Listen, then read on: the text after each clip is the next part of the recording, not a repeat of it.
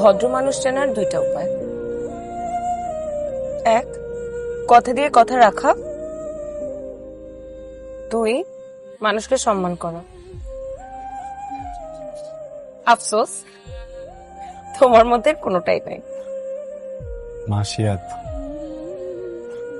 কেন, তোমার কি অন্য কোনো মেয়েকে ফোন দেওয়ার কথা? ভাবলাম চাকরি করো, ব্যস্ত জীবন, উইকেন্ডে ফোন দিব। তুমি যেটার জন্য এত মন খারাপ করবা সেটা বুঝিনি, বুঝলে আগেই ফোন দিতাম। এসব ফালতু কথা বাদ দাও, চলো তোমাকে নিয়ে কফি খেতে যাই। এতদিন পর দেখা শুধু কফি খাইয়ে বেঁচে যাবে? পেস্ট্রি খাওয়াতে হবে।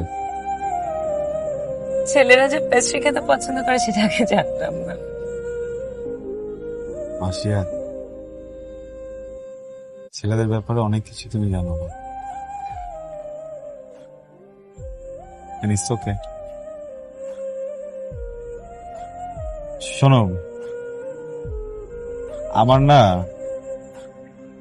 এই জায়গাটা অনেক প্রিয়। আমি প্রত্যেক দিন এখানে বসে বসে এই অপরূপ সৌন্দর্য দেখি। কি সুন্দর, চোখ চুড়ায় যায়। আজকে একটা কাজ করি, চলো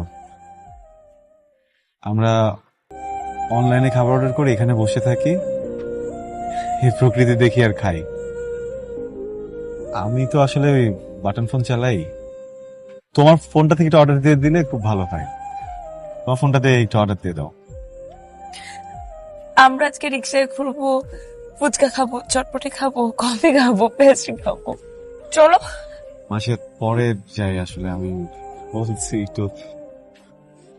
চলো। তুমি এখন ভাবলে আমি তোমার হাত কেন ধরলাম? তুমি তো আসলে পলাতক আসামি, সুযোগ পেলেই পালিয়ে যাও। তাই ভেবেছি আমি যখন থাকবো তোমার হাত ধরে